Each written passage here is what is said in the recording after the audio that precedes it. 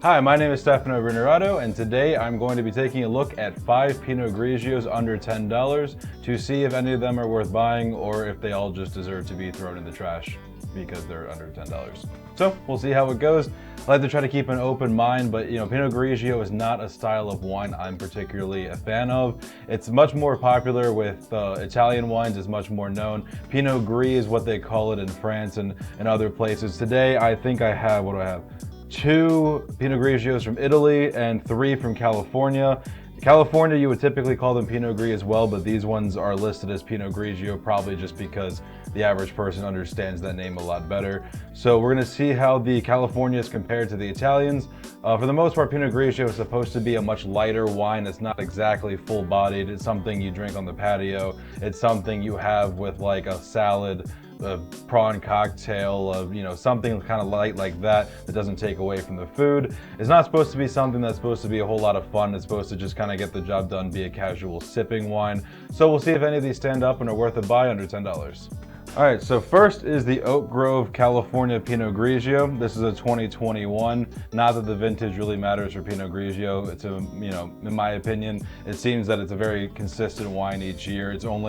It goes from fermentation to the shelves pretty quickly, which is why you find a lot of these newer vintages pretty easily. You might even see some 2022s creeping up pretty soon as it is. This is something that is supposed to be clean, dry. That's about it, so we're gonna see how that goes. It tastes like water. I mean, it has a little bit of a floral after, a little bit of citrus, but it's really faint. This is something that, if you serve it really ice cold, it's probably going to pair really nicely with maybe some like crudité on the patio, a fruit or cheese board or something like that. But it's really, you're not drinking this to enjoy wine. You're drinking this kind of usually as a social thing or to relax on the patio, and it gets the job done. I mean, for under $10, this is actually drinkable. I'm not repulsed by this. If you have this at a party, I'm not gonna, talk about you behind your back. But, for under $10 is, frankly drinkable, and that's kind of all you can really hope for when you're spending, I think, like $9 on a bottle of wine. So, this one's okay so far. Score 1 for California so far, the Pinot Grigio. So the next wine is, what is this called? Villa Sandy. This is Villa Sandy Pinot Grigio from the Venetian region of Italy. Actually the same region that my family comes from, and typically when I'm over there we drink wines from other parts of Italy. We don't drink a lot of stuff from the Venetian area. That's because a lot of it doesn't have, like I said with the former one, doesn't really have much to it. This one, as an Italian, I'm interested to see how it compares to the American. Usually the Italians are not as floral. It's a lot more just citrus, fruits, maybe some citrus, lime, stone fruits, that type of thing. But again, for something under $10, we're just hoping it has something that doesn't resemble drinking motor oil. So we'll see how this goes. Wow, that has even less taste than the first one. The tasting notes for this are wet. It's surprisingly smooth alcohol-wise. I don't know what percent this is. 11.5%. Doesn't taste like it. Honestly tastes like water. This is something you could give your 4-year-old if they're acting out and tell them it's juice and have them go to sleep pretty easily. I'm kidding, of course. Maybe I'm not. Honestly, it's drinkable. For under $10, I'm not gonna get sick with it. It honestly tastes like something you could probably make sangria with, add some fruit juice. It might be a pleasant thing to drink on, but it really just has no distinctive taste whatsoever and is pretty bland. So score 1 still for California. Italy's kind of lagging behind. So up next is the Mind and Body Pinot Grigio from California. This is clearly marketed at a certain type of individual. There's a lot of markings about being 90 calories per serving, gluten-free, vegan, made with no added sugar, all the things most wine drinkers really care about when they're buying a bottle of $7, $8 Pinot Grigio. This is also from California, should be hopefully similar to the first one, which honestly wasn't too bad. I'm just hoping it has some sort of flavor to it, has something a little bit more to show to it than the last two have. But again, for Pinot Grigio, if it's smooth and doesn't make you throw up, it's doing a pretty good job. So we'll see how this does. That smells awful. It smells like wet socks. This is a much more acidic wine than the other two. It's not exactly flavored, just really acidic. I mean, there is citrus, a lot of lime in it, but it's interesting. This is really strange. It smells like whoever you gave this to is not going to return your calls anymore. But the taste is It is that bad. This is definitely the worst of the three. I mean, it's only 90 calories a serving, but I think it's 0 calories a serving if you pour it in the trash can instead, and I think that's probably the better place for this. This is definitely a big fat X for me. Even this is what this is supposed to be. $9-10 a bottle. Yeah, I wouldn't touch this. This is pretty terrible. On to the next one. Only other Italian Pinot Grigio is Belvino's Gold Edition Pinot Grigio. I don't know what the Gold Edition means since it was still like $8.50. God forbid what the regular version is. This is a 2021, also from the Venetian region of Italy, Northeast.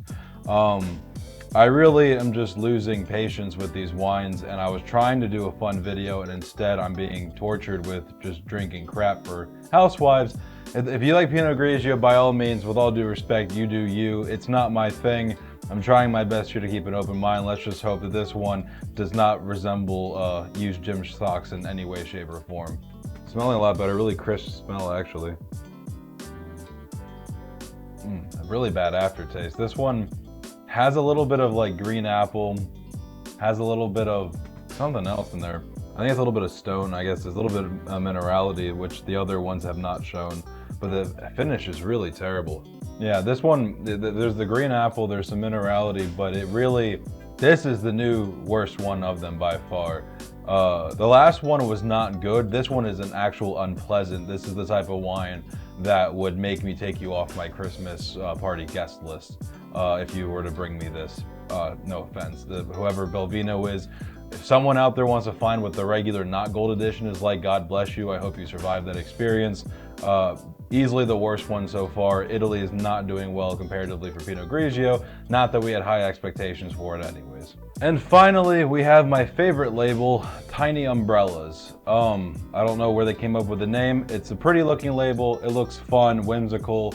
This was like $5, and the back of it is actually telling me to make a Pinot Grigio cranberry cocktail with 1 part cranberry juice and a splash of seltzer water. So even they don't want you to drink this as Pinot Grigio. This is from California. I'm really proud of the fact that they are not even pretending it's wine. They're just saying, screw it, it's alcohol. Here's how you can make it drinkable. Let's see how this goes. $5 Pinot Grigio. Actually, you know, that's not that bad. My expectations for that were pretty freaking horrible, but to be honest, it's drinkable. I mean, is it good? No.